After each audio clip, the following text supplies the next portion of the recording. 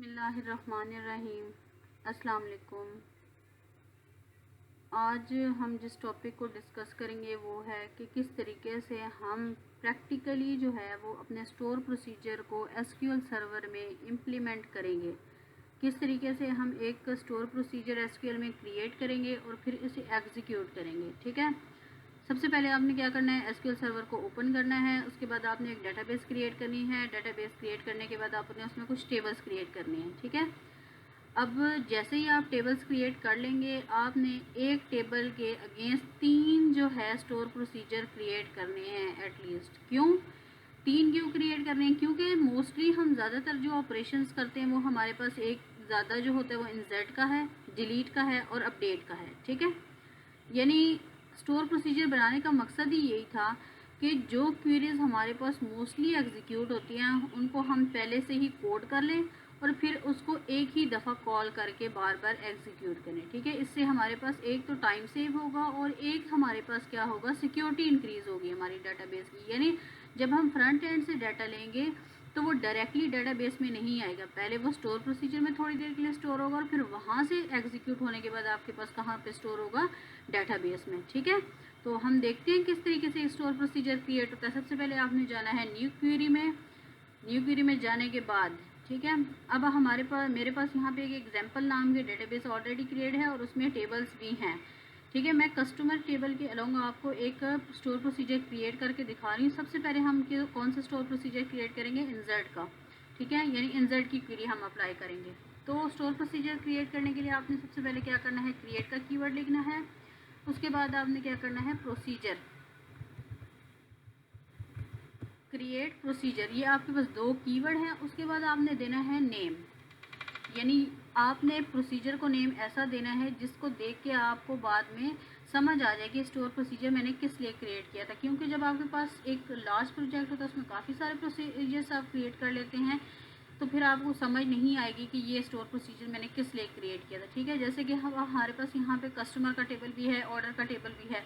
तो अगर मैं कस्टमर के टेबल के साथ ये नहीं लिखती कि ये मेरे कस्टमर के टेबल का इंसर्ट प्रोसीजर है तो फिर बाद में क्या होगा, आपको प्रॉब्लम होगी इसको अंडरस्टैंड करने में। तो इस वजह से आपने क्या करना है, एक तो एसपी कीवर्ड लिखना है जिसका मीनिंग है कि स्टोर प्रोसीजर। ठीक है, नेक्स्ट आपने ये लिखना है कि कौन से टेबल के लिए है। तो स्टोर प्रोसीजर हम किस लिए क्रिएट करें, कस्टमर के टेबल के लिए। और ये स्टोर प्रोसीजर क्या काम करेगा, ये आपके पास इंसर्ट के लिए हम क्रिएट कर रहे हैं। तो एसपी कस्टमर इंसर्ट, इसका मतलब है कि आपने एक स्टोर प्रोसीजर क्रिएट किया है जो कि क्या करेगा, कस्टमर में डाटा इंसर्ट करेगा। ठीक है, उसके बाद आपने क्या करनी है, स्मॉल ब्रैकेट्स लगानी है। उसके बाद एज का कीवर्ड, फिर आपके पास है बिगिन और लास्ट पे आपके पास क्या है, एंड। ठीक है, अब इन कर्ली ब्रेसेस के अंदर आपने क्या करना है, अपने पैरामीटर पास करने। यानी इंसर्ट क्वेरी में हम जो जो वैल्यूज़ आपने क्या करनी है, इंसर्ट करनी है, वो यहाँ पे पहले आपने क्या करनी है, दोबारा से डिफाइन करनी है। यहाँ पे पैरामीटर पास करने के लिए आपने क्या करना है, ऐड का सिंबल लगाना है। ठीक है, उसके बाद आपने आईडी, अगर आपने ऑटो इंक्रीमेंट की है फिर तो आप यहाँ पे पास नहीं करेंगे, लेकिन अगर आपने आईडी ऑटो इंक्रीमेंट की हुई है, तब आपने क्या करना है, पास नहीं करना यहाँ पे। और अगर आपने आईडी ऑटो इंक्रीमेंट नहीं की तब आप यहाँ में क्या करेंगे, आईडी को पास करेंगे। तो सबसे पहले हमारे पास हम देख लेते हैं कि कस्टमर के टेबल में हमारे पास कौन कौन से कॉलम्स हैं।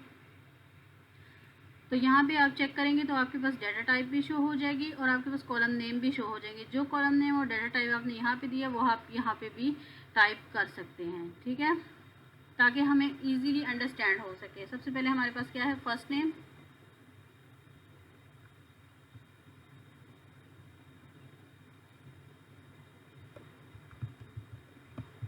ठीक है, फर्स्ट नेम, ये हमारे पास क्या है, कॉलम का नेम है। अब हमने इसकी डाटा टाइप देनी है। डाटा टाइप आपके पास क्या है, एन बार 440। जो आपने टेबल को डिज़ाइन करते हुए डाटा टाइप देनी है वही आपने क्या करना है, यहाँ पे भी लिखना है। उसके बाद आपने मल्टीपल देने हैं तो आप क्या करेंगे, कॉमा टाइप करेंगे। सेकंड आपके पास पैरामीटर, अब आपके पास क्या है,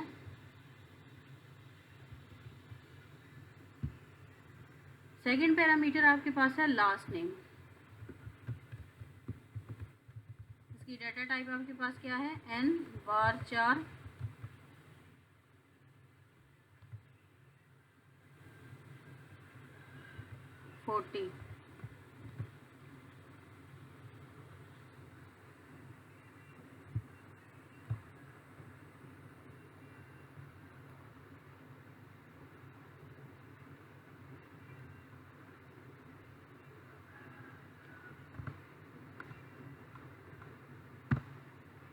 नेक्स्ट आपने पैरामीटर पास करना है।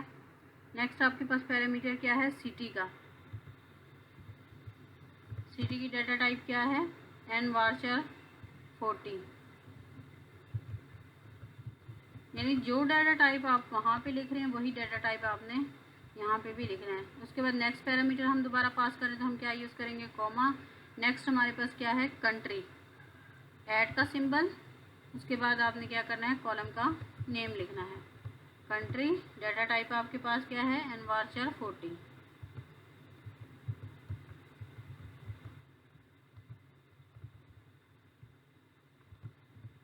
ठीक है। नेक्स्ट आपके पास फ़ोन नंबर रह गया है। ऐड का सिंबल मस्ट आपने यूज़ करना है। ठीक है। उसकी फ़ोन की भी डाटा टाइप क्या है, एन वार्चर 20। ठीक, यानी आपके पास कितने पैरामीटर आपने पास किए हैं, first name, last name, city, country और फ़ोन। 5 पैरामीटर आपने क्या किए हैं, पास किए हैं।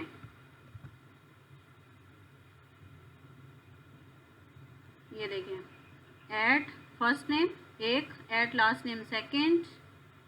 ठीक है। आपने अपने पैरामीटर चेक कर लेने, अगर यहाँ पे आपके पास पैरामीटर कम होगा तो आपके पास एग्जीक्यूट नहीं होगा। अब आपने क्या करना है, जब आपने आर्गूमेंट पास कर ली हैं उसके बाद आपने यहाँ पे लिखनी है इंसर्ट की क्वेरी। इंसर्ट की क्वेरी आपको ऑलरेडी मैं बता चुकी हूँ किस तरीके से लिखना है। इंसर्ट इनटू टेबल का नेम, कौन सा टेबल है आपके पास, कस्टमर का। ठीक है, इंसर्ट इनटू कस्टमर। उसके बाद वैल्यूज़, अगर आप कस्टमर के बाद टेबल्स कॉलम्स नेम देना चाह रहे हैं तो वो आपकी मर्ज़ी है। ठीक है। अब यहाँ पे आपने क्या करना है, वैल्यूज़ पास करनी है। Insert into customer values. Values आप कौन कौन सी पास करेंगे, यहाँ पे एक तो आपके पास कस्टमर में टेबल्स की आ जाएंगी। यहाँ पे आपने टेबल्स कौन कौन सी हैं आपके पास टेबल में वैल्यूज़। सबसे पहले आपके पास क्या है, फर्स्ट नेम। ठीक है, जैसे जैसे आप टाइप करेंगे नीचे आपके पास मेंशन होता जाएगा फर्स्ट नेम। उसके बाद आपके पास क्या है, लास्ट नेम। फिर आपके पास क्या है, सिटी। ठीक है। फिर आपके पास क्या है, कंट्री। लास्ट पे आपके पास क्या है, फ़ोन। जब आप टेबल के कॉलम नेम लिखेंगे उस टाइम पे आपने ऐड का सिंबल नहीं यूज़ करना, लेकिन जब आप वैल्यूज़ में जाएंगे तो फिर क्योंकि हम आर्गूमेंट में हम पैरामीटर एज अ वैल्यू हम पास करें तो फिर हम क्या करेंगे, यहाँ पे हम ऐड का सिंबल यूज़ करेंगे, ऐड फर्स्ट नेम। ठीक है, कॉमा, ऐड लास्ट नेम।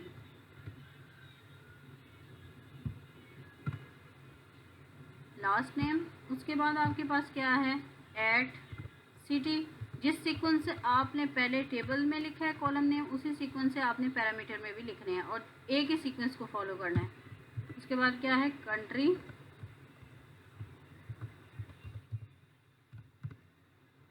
और फिर आपके पास क्या है, ऐड फ़ोन।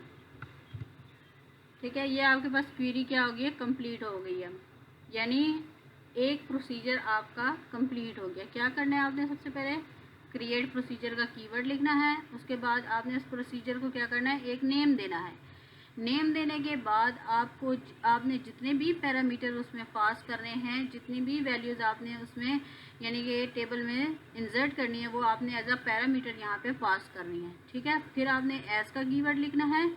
फिर आपने क्या करना है, बिगिन करना है और लास्ट पे आपने एंड करना है। बिगिन और एंड के दरमियान में आपने अपनी क्या करनी है, एसक्यूएल क्वेरी लिखनी है। ये एसक्यूएल क्वेरी जो है ये आपको ऑलरेडी करवा चुकी हूँ। ठीक है, सिर्फ इस पर न्यू क्या है कि आपने यहाँ पे इसका सिंटैक्स देखना है कि क्रिएट प्रोसीजर, उसके बाद प्रोसीजर का नेम और फिर आपने पैरामीटर पास करनी है। ठीक है, इसको आपने सिलेक्ट करना है और एग्जीक्यूट कर लेना है। जैसे ही आप एग्जीक्यूट करते हैं आपके पास ये आ जाएगा, कमांड कंप्लीटेड सक्सेसफुली। अब आपने क्या करना है, अब आपने चेक करना है कि जो स्टोर प्रोसीजर एग्जीक्यूट हुआ है वो कहाँ पे है। तो आपने क्या करना है, आपने जाना है अपने डेटाबेस में, वहाँ पे आपके पास ऑप्शन है प्रोग्रामेबिलिटी का। यहाँ पे जाने के बाद आपके पास आते हैं स्टोर प्रोसीजर का ऑप्शन। ठीक है, यहाँ पे सिस्टम स्टोर प्रोसीजर है और एक प्रोसीजर वो होंगे जो आप क्रिएट करेंगे। ठीक है, फिलहाल यहाँ पे शो नहीं हो रहा, आप यहाँ पे रिफ़्रेश करें इसे। जैसे ही आप रिफ़्रेश करने के बाद दोबारा यहाँ पे आएंगे तो आपके पास यहाँ पे शो हो जाएगा। ये देखिए आपने स्टोर प्रोसीजर क्रिएट किया है तो उसकी वैल्यूज़ आपके पास यहाँ पे क्या हो रही हैं, शो हो रही हैं। ठीक है, अब हम क्या करते हैं, यहाँ पे इसको एग्जीक्यूट करते हैं। एग्जीक्यूट करने के लिए आपने क्या करना है, राइट क्लिक करना है इस प्रोसीजर पे, उसके बाद आपने क्या करना है, एग्जीक्यूट स्टोर प्रोसीजर पे क्लिक करना है।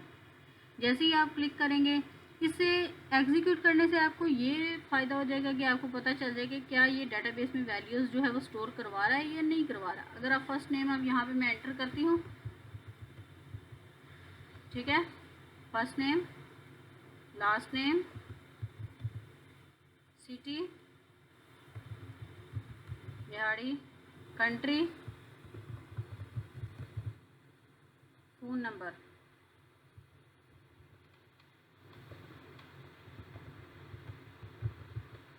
ठीक है। उसके बाद आपने ओके पे प्रेस कर देना। यहाँ पे ये एग्जीक्यूटिंग हो रहा है।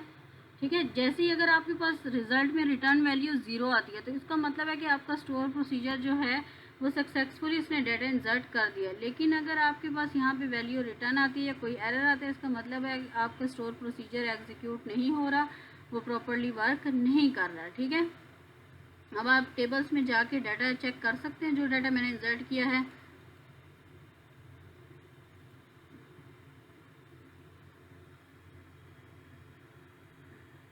ठीक है, ये देखें आपके पास 92 नंबर पे जो है आपके पास डाटा स्टोर हो गया। यानी हमने डायरेक्टली डाटाबेस में स्टोर करने की बजाय स्टोर प्रोसीजर के थ्रू अपना डाटा जो है वो डाटाबेस में स्टोर किया है। ठीक है, ये आपके पास इंसर्ट का था। इसी तरीके से आप इसको एग्जीक्यूट कर सकते हैं बाय कमांड। ठीक है, कमांड किस तरीके से आप कमांड के थ्रू इसको